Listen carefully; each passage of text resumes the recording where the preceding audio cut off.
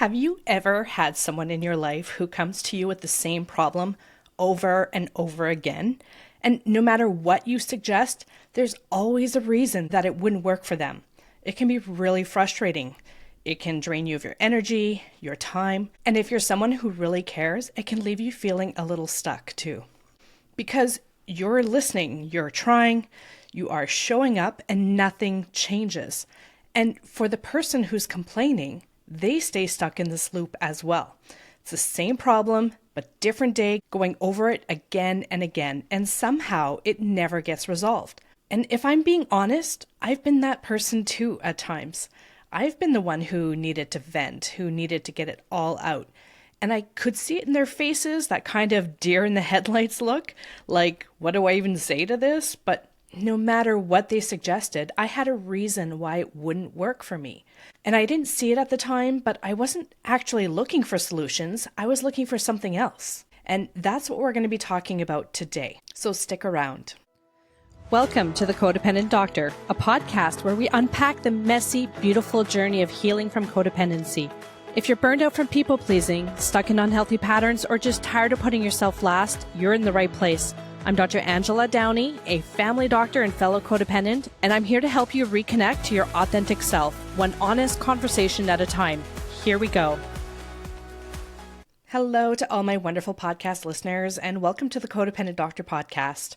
I'm your host, Dr. Angela Downey, a family doctor and fellow codependent who has definitely been given great advice in the past and then immediately explained why it would never work for me. In today's episode, I'm going to be talking about the help-rejecting complainer. And before I get into that, I want to take a minute to focus on what we're all grateful for. Because when we pause and think about what we're grateful for, it's going to help our brain focus on what's working instead of what's missing or what's broken. It doesn't mean that we ignore the hard stuff. It just gives us some balance, some perspective. So today, I'm going to say that I am grateful for my children. My baby is turning 20 years old. I can't believe it. I don't know where the time has gone. I really don't understand how it's unfolded so quickly. Some days when my kids were growing up, those days would seem to go by so slowly. 100 hours would pass between the time they woke up and when they went to bed. But before I knew it, a year had passed. So it's shocking to me how quickly the years go by, but the days can go by so slowly. I don't know if that makes any sense, but being a parent definitely had some challenging times, but it also had some pretty amazing experiences in there that I wouldn't trade with the world. And as I'm getting older, time seems to be passing by much too quickly. It's like a roll of toilet paper. As soon as it starts to unraveling and as soon as you get closer to the end, it goes faster and faster. So it's important not to take your days for granted because time will stop for no one. Today's topic is a little bit heavy, but we're going to try and get through this. So today we're talking about a help-rejecting complainer. And in really simple terms, this is somebody who asks for help or maybe they're venting repeatedly, but then they dismiss every possible solution. They stay in this loop where they have a problem, they talk about it, they get some relief after talking about it, and then they go right back to the same problem again. And here's the key idea with this. They don't actually want solutions. They want relief. They're looking for validation and connection. It's not really about solving the problem. It's about soothing something that's underneath the problem. And I'm sure we've all encountered this person at some point in our lives. If you've managed to create really good boundaries for yourself, maybe this is just the occasional acquaintance or coworker, someone that you don't see very often. But for a lot of us, this isn't just a distant person. This is usually a family member, it's a partner, or maybe even our kids. This is the person who keeps you on the phone for hours at a time, complaining about everything that's going on in their life. Maybe they're calling you at 10 p.m. needing a shoulder to cry on for the third time this week. They depend on you to hear their complaints, and sometimes you can't help but offer advice, even when it's not asked for, as we tend to do. But for a lot of the time, they are asking you for advice. They're asking, what should I do? And you start thinking it through.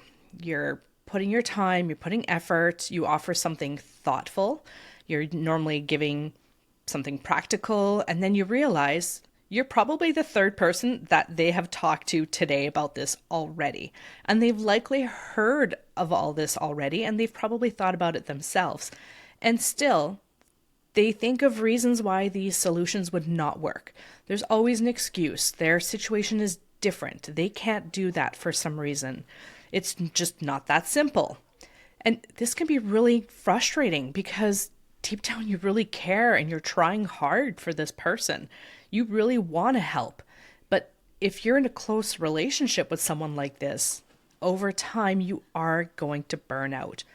And if I'm being really honest with you, this person is not going to change, at least not right now. They're not ready because they don't actually want a solution. They want some kind of relief. They want validation. They want connection. It's not about solving the problem. It's about needing you to soothe something just below the surface. And if you don't recognize that, if you keep showing up, trying to fix it, trying to solve it, trying to say the right thing, you're going to end up feeling completely drained. Like your energy is just being pulled right out of you over and over again. This is the emotional vampire that shows up in our lives. So what does this actually look like in real life? Because once you see it, you really start to see it everywhere. It might be a friend who's constantly complaining about their partner. He's such a jerk. He did this again. He ignores my texts for days. He's always out with his friends. Maybe I keep lending him money and he never pays me back. And you're sitting there thinking, okay, I can work with this. So you offer some kind of advice. You say, have you talked to him about how this makes you feel? If he doesn't change, maybe it's time to leave. Maybe stop lending him money altogether. Like, these are really reasonable and practical things that you are putting forth to this person. But this cycle goes on for months and months. It's the same conversation that you're having time and time again. Like the same tears, the same cycle. And I remember feeling so pulled into it. I had a friend like this, and it was like it was my responsibility to help her. I was her person, her emotional support person. And over time, I found that I started to disappear in the dynamic of her. I wasn't really able to talk about my own life anymore because her problems took up all the space. And I told myself, well, my problems aren't as bad as hers. And that's how it happens.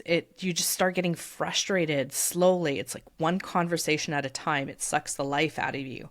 And you start carrying something that was never yours to carry in the first place.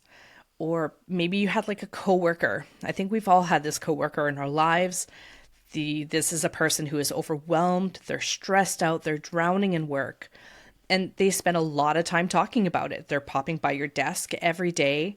They stop by Sally's desk and then the water cooler. And they're always talking about their issues. They're replaying it time and time again. But when it comes to doing something differently, there's always a reason why it wouldn't work for them. I can't talk to my manager. They don't like me. I can't go to HR. They're useless. Or I can't leave. I need benefits.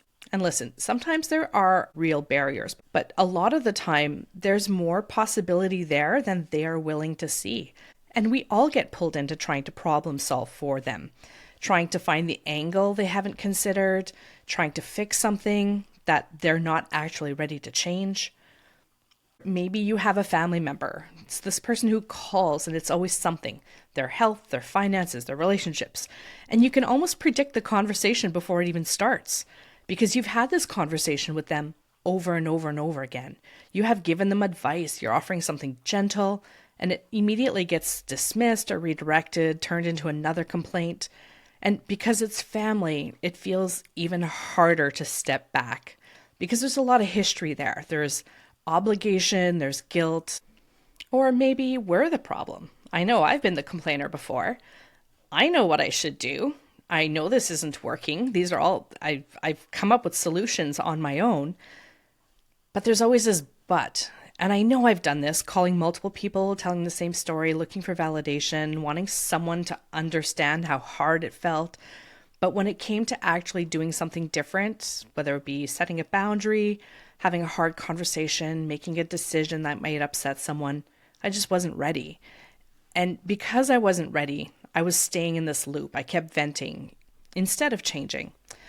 My goal for today isn't about judging people because I know I've done this too. We've all done this, and it's hard not to sometimes. I'd really like to focus more on recognizing and understanding the pattern so that we can step out of it instead of getting pulled deeper into it. So if you're the person who's constantly complaining, you will know how to manage that better in the future. And if you're the person who's having to be on the receiving end of the complaining, you'll know how to protect yourself, how to protect your energy. So let's talk about why this happens, because on the surface, it looks like resistance, right?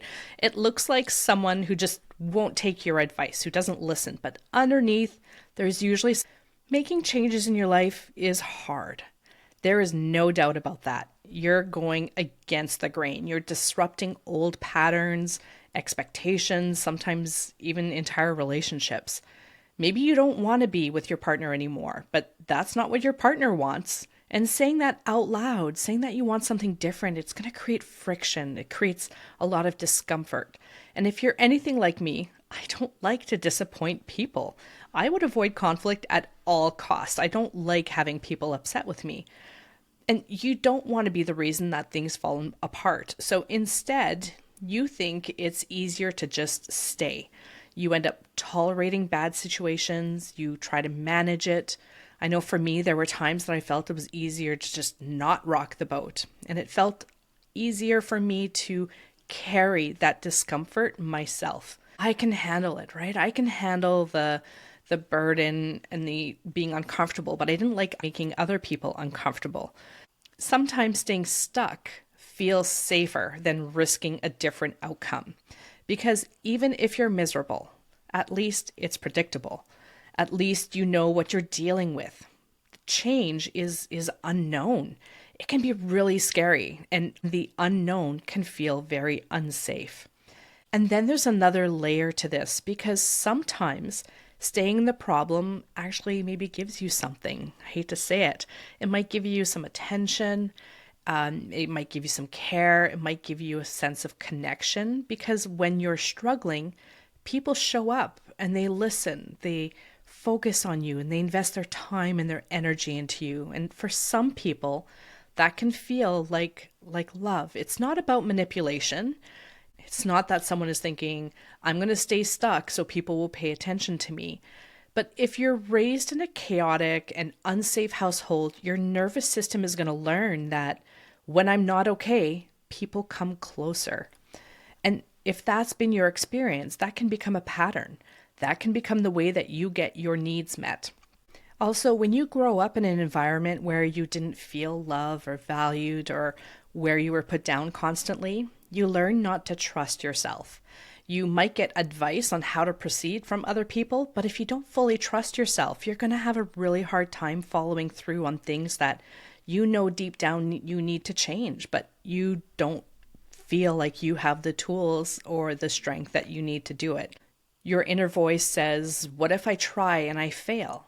What if I leave and it's worse? What if this is the best that I'm ever going to get?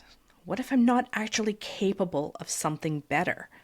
And when that is running in the background of your mind, it makes sense why someone wouldn't take action, because action feels risky.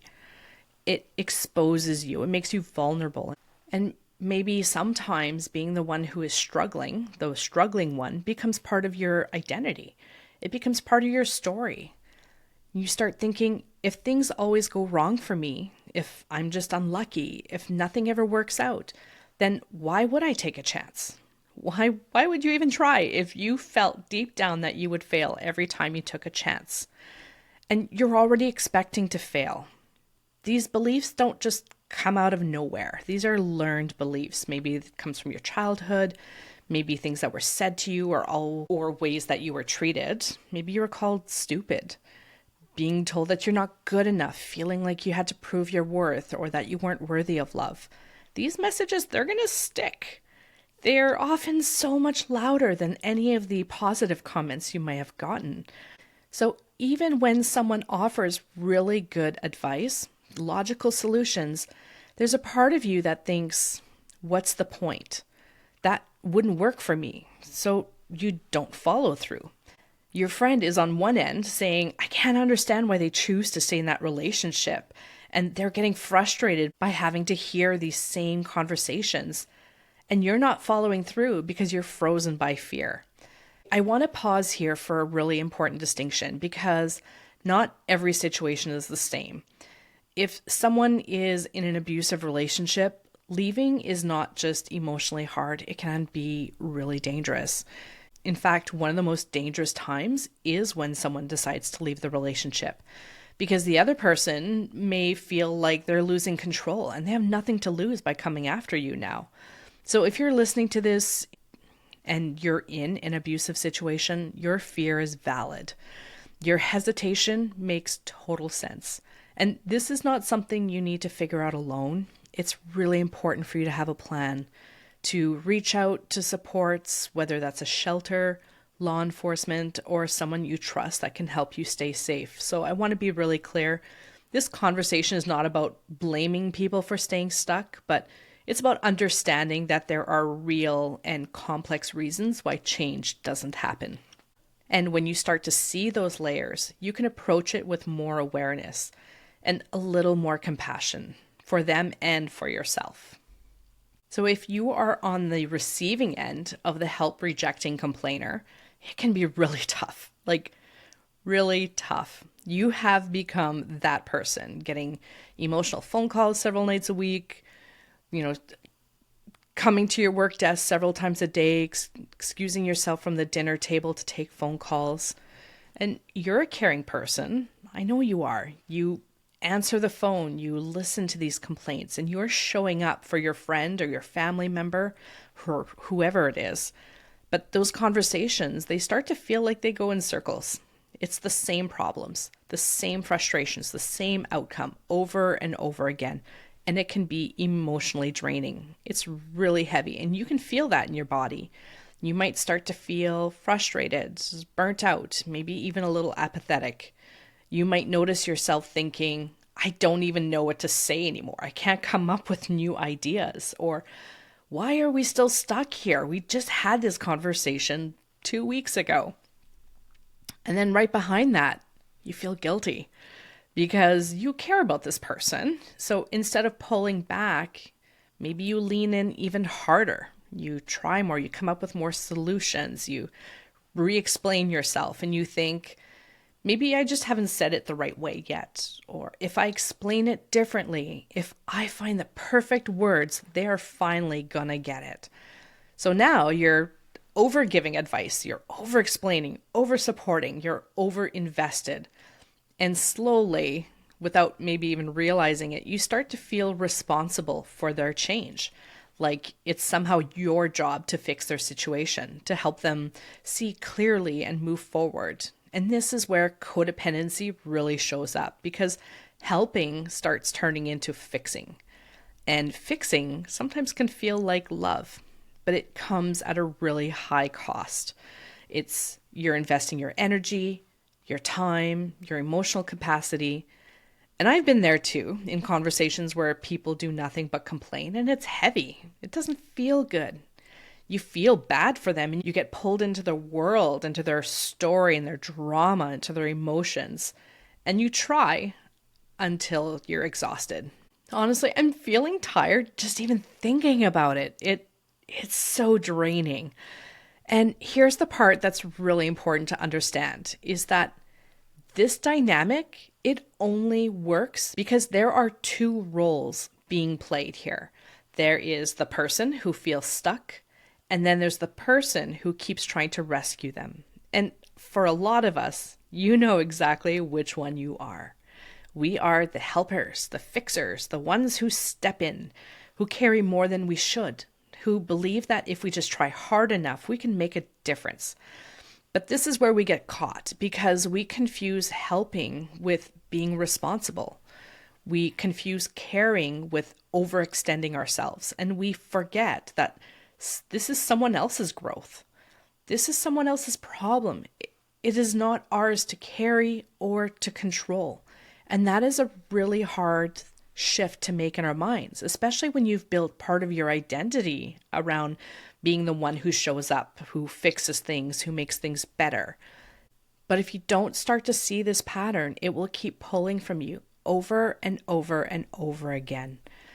When it really comes down to it, there is nothing that you can say or do to make this person change.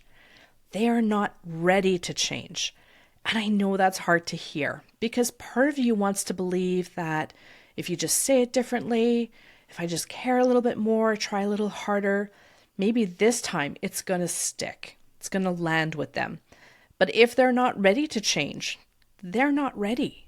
And there's nothing that you can say or do that is going to force that readiness. And it sucks because you care and you don't want this person in this situation. You feel for them. You can see the solution so clearly from the outside. It feels obvious. But here's the reality. You have no control over the situation. You have no control over another person. You can't make decisions for them. You can't be the one who goes to their house and breaks up with their boyfriend on their behalf. If they want something different, they have to be the one to move towards it. Now, if they come to you and say, I'm ready, I need help taking the next step, then that's different. That's where support can really be helpful. But if they're not there yet, you're pouring energy into something that you don't have control over. And most of the time, anything you're saying, it's already crossed their mind. They've thought about it. Maybe they've heard the same solutions from multiple different people. They're just not ready to act on it yet because readiness matters more than advice. Insight is not going to equal action, and you can't work harder than someone else to fix their life. This is something that I struggled with a lot as a physician. I would get so invested in my patients. I cared deeply about what was going on with them. I would give advice, prescribe medication, spend lots of time laying out a clear plan, sometimes writing it out. And then I would get frustrated when they didn't follow through. And I had to learn this the hard way. If someone has diabetes, I can talk about nutrition, I can prescribe medications, I can explain all the risks. But if they're drinking 2 liters of Coke every day or not taking their medication, there's nothing that I can do to force that change. But I found myself trying anyway. I would call them to remind them to do their blood work. I would follow up more often than I needed to, almost begging them to take care of themselves. And honestly, I was going a little bit nuts because I was trying to take responsibility for something that wasn't mine. And it wasn't until someone said to me that they have to be responsible for their own health. You can't work harder than them. And that's when it really clicked for me that my role was to provide information, to offer support, to help when it's asked for, but I can't step into someone else's life and try and take over. I can't care more than the other person does. And this is where codependency shows up because as a codependent, I would rush to rescue, I would overfunction. And just overfunctioning is when you take on too much responsibility in your relationships, always fixing problems, managing emotions, or handling tasks that they should be doing for themselves. I have a whole chapter on this in my book, Enough as I Am, if you want to have a better look at that. I wanted to be everything to everyone. I liked being the person who fixed things, the one who made it better. I liked being the person that other people turned to, the one who just wouldn't let anything fall apart. And I was exhausted. I was completely exhausted. I had hit a wall because I wasn't taking care of myself anymore. I was so focused on everybody else and everybody else's problems that I had nothing left for myself. And that's the cost of staying in this pattern. You lose yourself in the process, trying to fix something that was never yours to fix in the first place. So for me, I really had to learn to step back. I had to stop taking responsibility for other people's problems. And that was a big shift because for a long time, I thought that that's what caring for another person looked like. I thought if I cared about someone, I should be helping them fix things. But stepping back doesn't mean that you're abandoning people.